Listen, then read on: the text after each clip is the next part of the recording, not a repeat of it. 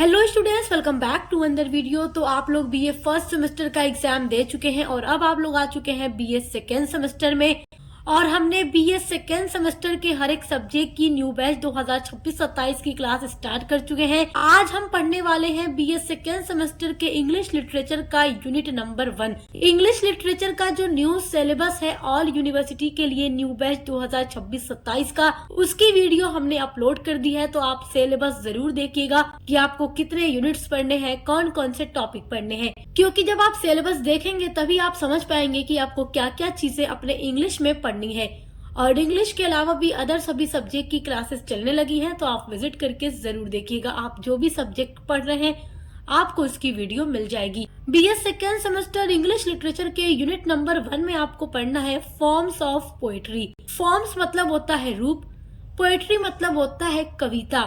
तो आपने इंग्लिश में पोएम्स पढ़ी है, क्लास 12th तक आप लोगों ने इंग्लिश में पोएम्स पढ़ी है। फर्स्ट सेमेस्टर में आप लोगों ने शॉर्ट स्टोरीज पढ़ी, एसेस पढ़े, लेकिन सेकेंड सेमेस्टर इंग्लिश में आपको केवल पोएट्री यानी पोएम्स को पढ़ना है और पोएम्स के अलग अलग जो फॉर्म होते हैं उनके बारे में जानना है। तो सबसे पहली यूनिट आपकी यहीं से शुरुआत होती है कि पोएम्स के क्या क्या फॉर्म है, पोएम्स किस किस रूप में लिखी जाती है।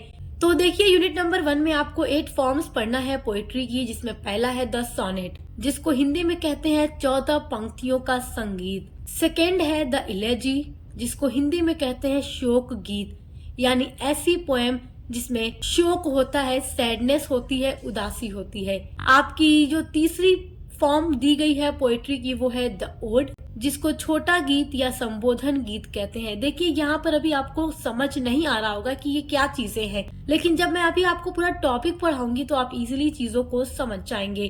आपका जो फोर्थ फॉर्म ऑफ पोएट्री है वो है एपिक, जिसको हिंदी में वीर चरित्र वर्णन या महाकाव्य कहते हैं।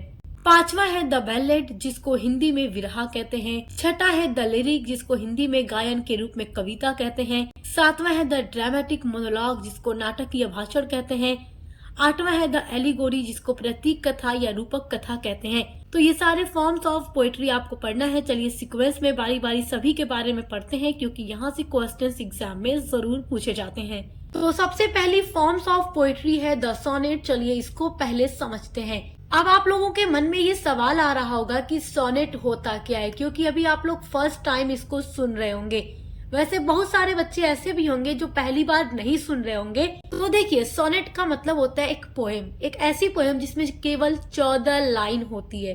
14 से एक भी ज्यादा लाइन उसमें नहीं होगी, ऐसी पोएम को सोनेट कहते हैं। और इसमें ना क्या होता है, राइमिंग अरेंजमेंट भी होता है, यानी तुक बनती है, लय बनती है। और वो क्या होता है वो भी मैं आपको बताऊंगी कि राइम स्कीम क्या होता है, उसको पहचानते कैसे हैं। एक एक चीज मैं आपकी इस वीडियो में सब कुछ क्लियर करूंगी, आपको बिल्कुल टेंशन नहीं लेना है।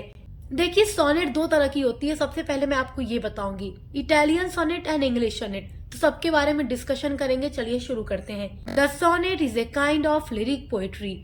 जो सोनेट होती है काइंड होता है, एक रूप होता है of lyric poetry. Lyric poetry का मतलब ऐसी पोएम, ऐसी कविता जिसमें लय बनती है, गीत होती है, तुक बनती है। It consist of only 14 lines with a particular rhyming arrangement. It consist या बनी होती है, कंसिस्ट का मतलब बना होता है, ऑफ ओनली केवल 14 यानी 14 लाइन्स यानी लाइन का, with a particular rhyming arrangement, rhyming arrangement के साथ। तो सोनेट में हमेशा आपको राइमिंग अरेंजमेंट मिलेगा। राइमिंग अरेंजमेंट क्या होगा अभी आपको एक एग्जांपल के थ्रू समझाऊंगी, टेंशन नहीं लेना आपको। Its chief quality is that it expresses a single thought or emotion and its charm lies in the charm of the poet's personality। तो देखिए, जो सोनेट होती है उसका जो चीफ क्वालिटी यानी मुख्य गुण होता है वो ये होता है कि ये एक्सप्रेस करता है एक सिंगल थॉट को और इमोशन को, and it's charm lies in the charm of the poets personality. और इसका जो आकर्षण होता है वो पोएट के ही पर्सनालिटी का आकर्षण होता है। The sonnet were originated in Italy in 13th century. और जो सोनेट है उसकी शुरुआत हुई, ओरिजिनेटेड यानी उत्पत्ति हुई, इन इटली, इटली में इन 13th सेंचुरी, 13वीं शताब्दी में। तो ये पॉइंट नोट कीजिए कि सोनेट की उत्पत्ति कहाँ हुई, ये ओरिजिन कहाँ हुआ, इटली में कब हुआ, 13th सेंचुरी में। The subject of an Italian sonnet was only love between man and woman, and the poets did not compose sonnets on any other subject. Sonnet की शुरुआत इटली में हुई, इसीलिए इसको इटालियन सोनेट कहा जाने लगा। इटालियन सोनेट के अलावा इसको पैट्रियर्कन सोनेट भी कहा जाता था। और जो मेन सब्जेक्ट होता था इटालियन सोनेट का, वो होता था लव बिटवीन, प्यार, मैन एंड वुमेन, यानी महिला और पुरुष के बीच का प्यार ही केवल इटालियन सोनेट का मेन सब्जेक्ट, मेन थीम होता था। The poets did not compose, और जो इटालियन पोएट्स होते थे, जो सोनेट लिखते थे, वो कभी भी इस टॉपिक से हटकर दूसरे किसी भी टॉपिक पर कोई भी सोनेट नहीं लिखा करते थे। कंपोज का मतलब है रचना करना। तो पोएट्स जो होते थे कोई ऐसी पोएम नहीं लिखते थे, नहीं कंपोज करते थे जिसमें कोई अदर सब्जेक्ट हो। सब्जेक्ट ओनली क्या होता था? Love between man and women. तो ये भी आपके लिए बहुत इंपॉर्टेंट पॉइंट बन जाता है। These Italian sonnets were divided into two parts। तो देखिए मैंने आप लोगों को बताया है ना, सोनेट दो तरीके की होती है, इटालियन एंड इंग्लिश सोनेट। तो जो इटालियन सोनेट होती है, इसको इटालियन इसलिए बोलते हैं क्योंकि इसकी शुरुआत इटली में हुई, लेकिन बाद में बहुत सारे राइटर्स इसको इंग्लैंड में भी लेकर जाते हैं और वहां पर राइटर्स ने सोनेट लिखना शुरू किया, तो उसको इंग्लिश सोनेट का नाम दिया गया। फिर आगे चलकर वो और डेवलप होता है, फिर उसको शेक्सपियरियन सोनेट का नाम दिया गया। तो सब कुछ आपको समझाऊंगी, टेंशन नहीं लेना है। कैसे कैसे इटालियन सोनेट जो है इंग्लैंड पहुंचा, सब आपको बताऊंगी। These Italian sonnets were divided into two parts। और जो इटालियन सोनेट होता था वो दो पार्ट्स में डिवाइड होता था। फर्स्ट पार्ट होता था ऑक्टेव एंड सेकेंड पार्ट होता था सेस्टेट। नोट कीजिए, इसको नोट कीजिए। The Octave consisted 8 lines and sestet 6 lines. Italian sonnets में 14 लाइन होती है, उसमें ऊपर की जो 8 लाइन होती है, फर्स्ट लाइन से लेकर 8 लाइन तक, 8वीं लाइन तक ऑक्टेव बोला जाता है। एंड 9वीं लाइन से लेकर 14वीं लाइन तक, यानी कुल मिलाकर 9वीं लाइन से लेकर 14वीं लाइन तक हो गई नीचे से 6 लाइन, उसको बोलते हैं सेस्टेट। तो ये हो गया इटालियन सोनेट जो कि ऑक्टेव एंड सेस्टेट से बना होता है। Generally the first lines rhymed with the fourth line and the second with the third line. आमतौर पर जो पहली लाइन होती है इटालियन सोनेट की, वो राइम करती है विद द फोर्थ लाइन, चौथी लाइन के साथ, and the second with the third line, और जो दूसरी लाइन होती है वो तीसरी लाइन के साथ राइम करती है। मेरे प्यारे स्टूडेंट्स, अभी आपको यही नहीं समझ आ रहा होगा राइम स्कीम पहचाने कैसे, कैसे पता चलेगा पहली लाइन चौथे के साथ मैच कर रही है, दूसरी लाइन तीसरे के साथ मैच कर रही है। सब एग्जाम्पल के थ्रू समझाऊंगी, अभी दिखाऊंगी आपको एक एग्जाम्पल इसका। The same pattern was repeated in the second stanza also. और यही पैटर्न रिपीट होता रहता है सेकेंड स्टेंजा में भी, यानी ऊपर के जो 4 लाइन के स्टेंजा होगा उसमें भी पहली चौथी लाइन मैच करेगी, दूसरी तीसरी लाइन मैच करेगी, फिर आगे के स्टेंजा में भी सेम यही प्रोसेस चलता रहता है। तो यहाँ पर मैंने आपके लिए एक एग्जाम्पल रखा है इटालियन सोनेट का, और ये सोनेट है on his blindness, written by John Milton. तो जॉन मिल्टन की ये जो सोनेट है ऑन हिज ब्लाइंडनेस, ये आपके सिलेबस में भी रखी गई है और आपको पढ़ना भी है, और मैंने इस पोएम को पूरा पढ़ा भी दिया है। तो देखिए ऑन हिज ब्लाइंडनेस जो जॉन मिल्टन की ये पोएम है, इसका जो फॉर्म है वो सोनेट है, क्योंकि जॉन मिल्टन ने इसको इटालियन सोनेट के रूप में लिखा है जिसमें 14 लाइन है और पूरी राइम इसकी मैच कर रही है। चलिए मैं पहले आपको इसका पूरा फॉर्मेट दिखाती हूँ, उसके बाद राइम इसकी मैच करना सिखाऊंगी। अब देखिए 1 2 3 4 ये 4 लाइन हो गई, 1 2 3 4 ये 4 लाइन हो गई, ये मिलाकर हो गया आपका ऑक्टेव। अब ये ऑक्टेव भी होता है 2 पार्ट में बटा हुआ, फर्स्ट क्वाड्रेंट, सेकेंड क्वाड्रेंट, ठीक है। ये ऊपर से 8 लाइन हो गई ऑक्टेव। अब नीचे देखिए 1 2 3 4 5 6 ये 6 लाइन हो गया सेस्टेट। अब ये 3 लाइन में बटा होता है जो सेस्टेट होता है, इसको कहते हैं फर्स्ट टेरसेट और इसको कहते हैं सेकेंड टेरसेट, जो कि 3 लाइन का होता है। तो 8 और 6 मिलाकर हो गया 14 लाइन। आई होप कि आप समझ गए होंगे, यही होता है एक इटालियन सोनेट का पूरा रूप। अब चलिए राइम स्कीम मैच करना सिखाती हूँ।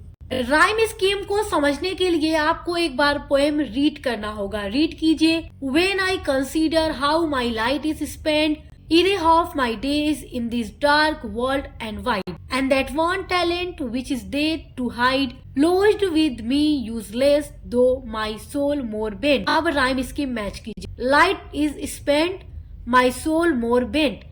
Spent और bent, ये जो bent है इसी लाइन में है, यहाँ पर स्पेस नहीं था इसलिए मैंने यहाँ पर लिखा है.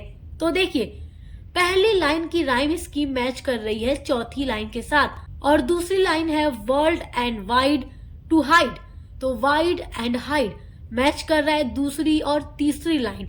तो इस तरीके से राइम स्कीम मैच जब होती है, हम जब बोलते हैं तो एक लय बनती है, एक तुक बनती है. स्पेंट, बेंट, वाइड, हाइड, देखिए बन रहा है ना.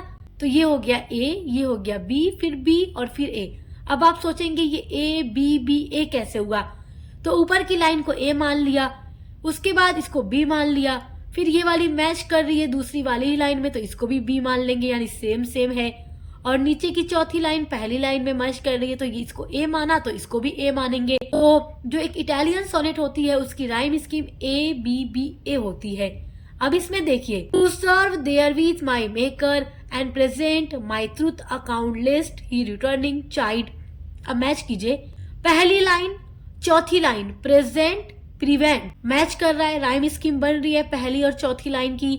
अब दूसरी और तीसरी लाइन की देखिए, चाइल्ड डिनाइड, चाइल्ड डिनाइड, तो राइम स्कीम मैच कर रही है. जब हम इसको पढ़ेंगे तो हमारी एक तुक बनेगी, लय बनेगी, राइम बनेगी. तो अब आई होप कि आप राइम स्कीम मैच करना समझ गए होंगे. अब नीचे देखिए एक बार, अब देखिए जो नीचे की 6 लाइन होती है उसकी राइम स्कीम कैसे मैच करते हैं इटालियन सोनेट में. इसको जब आप पूरा पढ़ेंगे और यहाँ आएंगे, डोंट नॉट नीड, इसमें होगा बेस्ट, इसमें है स्टेट, तो देखो मैच नहीं कर रहा है ना, बिल्कुल भी मैच नहीं कर रहा है तीनों लाइन एक दूसरे में. अब इसको पढ़िए, स्पीड रेस्ट वेट, तो नीड वाला मैच कर रहा है स्पीड में, तो ये हो गया सी, तो ये भी सी हो गया. बेस्ट मैच कर रहा है रेस्ट में, तो बेस्ट और रेस्ट, तो ये डी हो गया, तो ये भी डी हो गया. स्टेट एंड वेट, यहाँ पर स्टेट है यहाँ पर वेट है, तो ये मैच कर रहा है. तो जो से स्टेट होता है उसकी राइम स्कीम होती है सी डी ई, फिर इसमें भी होगा सी डी ई, क्योंकि इसकी सी यहाँ पर मैच कर रही है तो इसको सी कहेंगे. ये डी है तो ये यहाँ पर मैच कर रहा है, इसको डी कहेंगे. ये वाली लाइन ई है तो नीचे वाला इसमें मैच कर रहा है तो इसको भी ई कहेंगे. तो आई होप कि इटालियन सोनेट का राइम स्कीम पहचानना अब आप समझ गए होंगे. अब आपको कभी कंफ्यूजन नहीं होगा. समझ में आया है तो कमेंट जरूर कीजिएगा. माय डियर स्टूडेंट्स, यहाँ पर देखिए इटालियन सोनेट का मैंने एक चार्ट बनाया है, डायग्राम बनाया है. आप लोग इस तरीके से एग्जाम में बनाएंगे तो आपको पूरा नंबर मिलेगा. अगर आपसे इटालियन सोनेट पूछ दे तो आप कुछ ना लिखकर ये डायग्राम बना दे तो भी आपको नंबर मिल जाएगा. देखिए इटालियन सोनेट 14 लाइन्स. ओके, अब ये 14 लाइन्स बटी होती है 2 पार्ट में, ऑक्टेव एंड सेस्टेट. ऑक्टेव होता है 8 लाइन का, सेस्टेट होता है 6 लाइन का. तो मैंने अभी आपको एग्जाम्पल दिखाया है ऑन हिज ब्लाइंडनेस पोएम के माध्यम से. अब ये जो 8 लाइन है, 8 लाइन्स बटा होता है 2 क्वाट्रेन में, क्वाट्रेन नंबर 1, क्वाट्रेन नंबर 2. अब पहला वाला क्वाट्रेन है 4 लाइन का, दूसरा वाला क्वाट्रेन भी है 4 लाइन का, तो टोटल मिला के 8 लाइन ऑक्टेव बनती है. सेस्टेट होता है 6 लाइन का. अब ये भी 2 पार्ट में बढ़ जाता है, फर्स्ट टेरसेट, सेकेंड टेरसेट. पहला वाला टेरसेट होता है 3 लाइन का, दूसरा वाला टेरसेट होता है 3 लाइन का, तो 3 3 प्लस कर देंगे 6 लाइन हो जाता है सेस्टेट. अब राइम स्कीम देखो, पहले वाले क्वाट्रेन की rhyme scheme A B B A, दूसरे वाले क्वाट्रेन की rhyme scheme A B B A, फिर टेरसेट जो पहला वाला है उसकी rhyme scheme C D E, और दूसरे वाले टेरसेट की rhyme scheme C D E. फिर लिख दीजिए rhyme scheme of Italian sonnet is A B B A, C D E, C D. इस तरीके से एग्जाम में लिख दीजिए, आपको पूरा नंबर मिलेगा. आपकी अगली हेडिंग है इंग्लिश सोनेट. तो आइए अब जानते हैं कि जो इटालियन सोनेट है वो इंग्लैंड में कैसे पहुंचती है और इसको फिर इंग्लिश सोनेट क्यों कहा जाने लगा. देखिए सोनेट की शुरुआत इटली में हुई इसलिए उसको इटालियन सोनेट कहा गया, और फिर जब यही इटालियन सोनेट इंग्लैंड पहुंचता है तो वहां के राइटर्स ने जब सोनेट लिखना शुरू किया तो उसको नाम दिया गया English sonnet. The credit of transporting the sonnet form to England goes to Wyatt and Surrey. जो क्रेडिट दिया जाता है ट्रांसपोर्टिंग का, यानी कि सोनेट को इंग्लैंड ले जाने का जो क्रेडिट दिया जाता है वो जाता है वॉट एंड सरे. वॉट भी एक पोएट थे, सरे भी एक पोएट थे, तो इन दोनों पोएट्स ने मिल करके जो इटालियन सोनेट थी उसको लेकर पहुंचते हैं इंग्लैंड में और वहां पर इन्होंने सोनेट लिखना शुरू किया। Watt adopted the Petrarchan sonnet form and many of his contemporaries followed his example. Watt देखिए ये अलग पोएट है, सारे अलग पोएट है, ये दो लोग हैं, आप एक ही मत समझिएगा।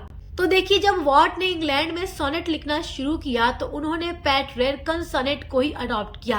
अब आप सोच रहे होंगे पेट्रार्कन सोनेट क्या होता है, तो देखिए इटालियन सोनेट का अदर नाम है पेट्रार्कन सोनेट। तो वॉट ने पेट्रार्कन सोनेट लिखना शुरू किया, यानी कि 14 लाइन की पोएम होगी, ऑक्टेव एंड सेस्टेट में बटी होगी, जैसे मैंने अभी आपको एग्जाम्पल दिखाया है ना ऑन हिज ब्लाइंडनेस का, बिल्कुल उसी तरीके से वॉट ने भी लिखना शुरू किया। और उनके जितने भी फॉलोवर थे, यानी कि वॉट को फॉलो करके जो भी लोग लिखते थे, उन्होंने भी पेट्रार्कन सोनेट को ही लिखना शुरू किया। और जब पेट्रार्कन या इटालियन सोनेट इंग्लैंड में लिखी गई तो उसको इंग्लिश सोनेट कहा गया। Thus this form gained quick popularity। इस प्रकार 10 का मतलब होता है इस प्रकार, ये जो फॉर्म थी गेंड क्विक, जल्दी से ही पॉपुलर हो जाती है इंग्लैंड में। और इंग्लैंड के राइटर्स जो थे, पोएट जो थे, उन्होंने सोनेट लिखना अब शुरू कर दिया। इस तरीके से ये जो फॉर्म ऑफ पोएट्री है सोनेट, ये इंग्लैंड में पहुंचती है। अब देखिए the Earl of Surrey develop the sonnet writing. The Earl of Surrey जो थे, उन्होंने जब इटालियन सोनेट को इंग्लैंड में इंट्रोड्यूस किया तो उन्होंने पेट्रार्कन यानी इटालियन सोनेट की फॉर्म को नहीं अडॉप्ट किया। उन्होंने सोचा 14 लाइन की ही पोएम लिखूंगा, लेकिन वो सोनेट ही होगी, लेकिन इटालियन सोनेट के रूप में नहीं होगी, मैं उसको एक नया रूप दूंगा। ये किसने सोचा? द अर्ल ऑफ सरे ने सोचा। तो ये जो पोएट थे उन्होंने सोनेट तो लिखा, लेकिन उसको थोड़ा डेवलप कर दिया, उन्होंने इसको एक नया रूप दे दिया। He gave a new turn to it. He did not accept the Petrarchan form as Watt had done. तो उन्होंने उसको पेट्रार्कन सोनेट को अडॉप्ट नहीं किया जिसको वॉट ने अडॉप्ट किया था। वॉट एक इंग्लिश पोएट ही थे, लेकिन उन्होंने पेट्रार्कन सोनेट लिखा, इटालियन सोनेट लिखा, और अर्ल ऑफ सरे ने सोनेट की फॉर्म को डेवलप किया। वो पोएम 14 ही लाइन की थी, लेकिन उसमें उन्होंने 3 क्वार्ट्रेन एंड 1 कपलेट बनाया। ठीक है, अब देखो Shakespeare adopted this sonnet form from Surrey, और सरे ने जब उसको एक नया रूप दिया 3 क्वार्ट्रेन और 1 कपलेट का, तो उसको शेक्सपियर ने अडॉप्ट कर लिया। और देखिए इटालियन सोनेट को एक नया रूप देने वाले जो पोएट थे वो सरे थे, लेकिन उसको सबसे ज्यादा पॉपुलर करने वाले जो पोएट थे वो विलियम शेक्सपियर थे। इन्होंने अपनी 154 सोनेट के माध्यम से पूरे विश्व भर में सोनेट को फेमस कर दिया है। आज भी हर जगह इनकी सोनेट्स पढ़ी जाती है क्योंकि ये सबसे ज्यादा पॉपुलर पोएट, ड्रामेटिस्ट माने जाते हैं। तो विलियम शेक्सपियर ने लगभग 154 सोनेट लिखी है, और इनकी जो एक सोनेट है आपके सिलेबस में भी दी गई है बीए सेकेंड सेमेस्टर में, let me not to the marriage of true minds, जिसको सोनेट नंबर 116 भी कहा जाता है, यानी कि 116वें नंबर पर इन्होंने उस सोनेट को लिखा था। सरे ने 3 क्वार्ट्रेन 1 कपलेट का रूप दिया और उसको विलियम शेक्सपियर ने अडॉप्ट करके सोनेट लिखना शुरू किया और उसको खूब ज्यादा ऊंचाइयों पर पहुंचाते हैं। William Shakespeare is the most popular sonnet writer of Elizabethan age and he composed 154 sonnet. After Shakespeare और विलियम शेक्सपियर के बाद The sonnets were not much popular in English poetry. William Shakespeare ने इतनी ज्यादा सोनेट्स लिखी कि इस sonnet को इंग्लिश सोनेट के साथ साथ शेक्सपियरियन सोनेट के नाम से भी जाना जाने लगा।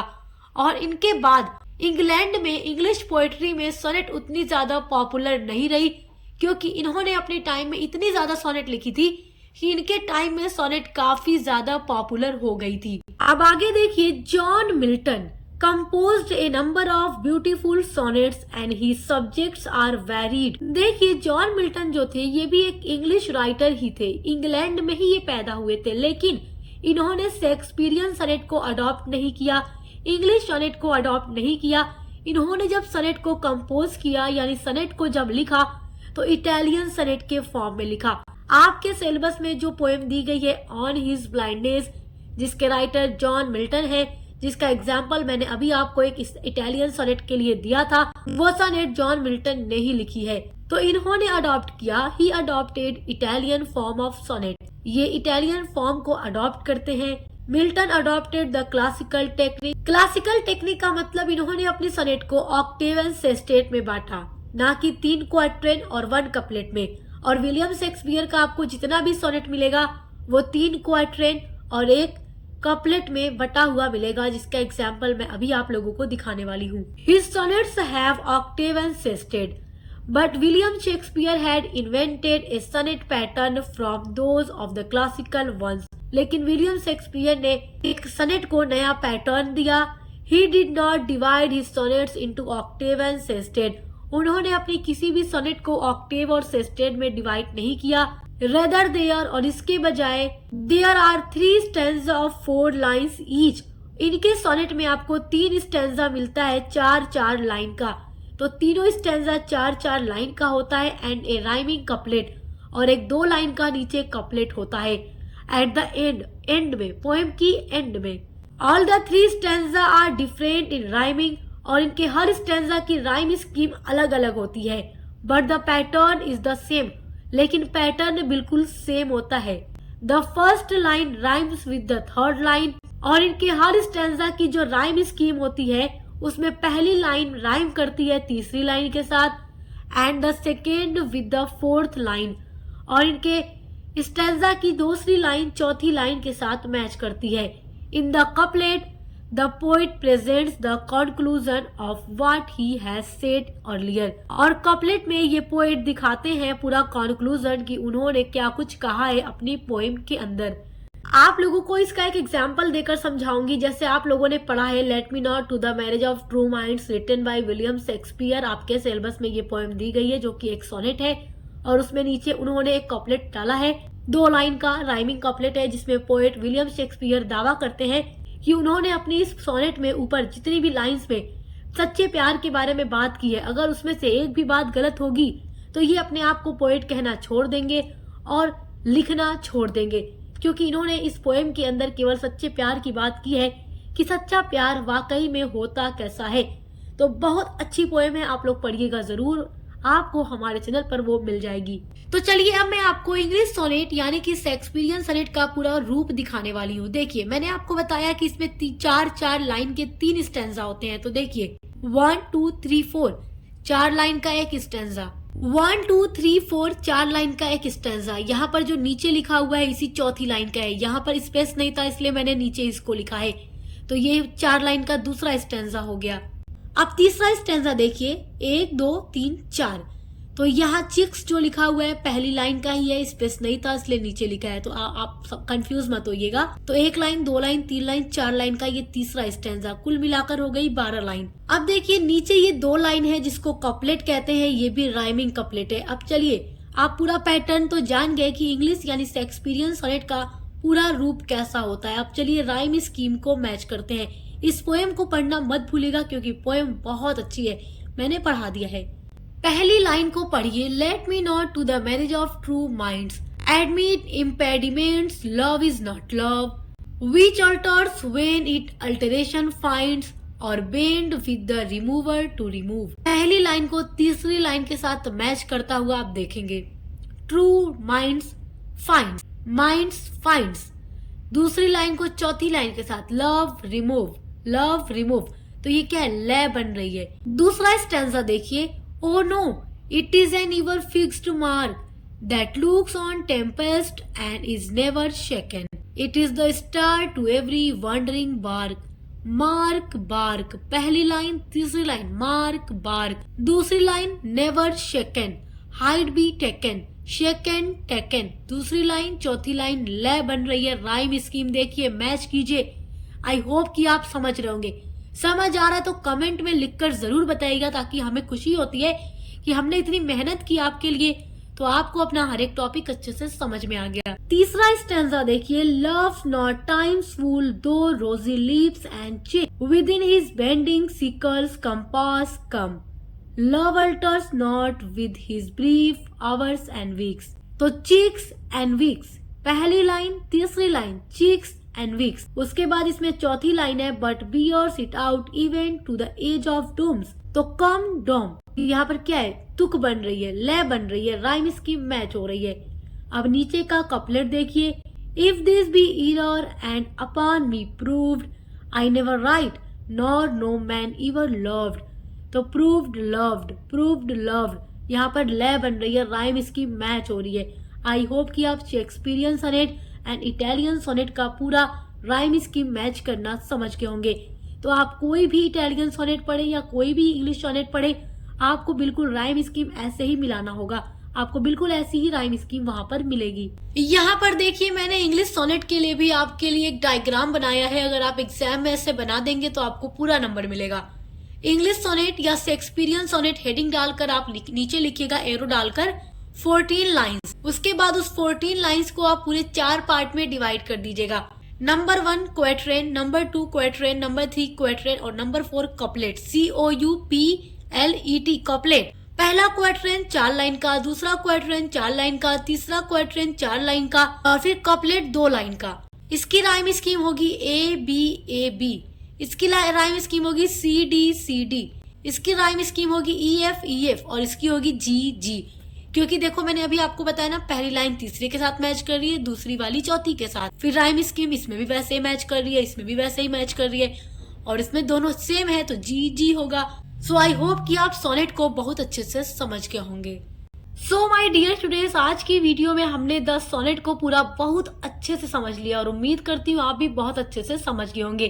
बाकी की ये जो फॉर्म ऑफ पोएट्री है इनको हम पार्ट 2 की वीडियो में कवर करेंगे, तो पार्ट 2 की वीडियो देखना मत भूलिएगा क्योंकि वो भी आपके एग्जाम के लिए इम्पोर्टेंट है।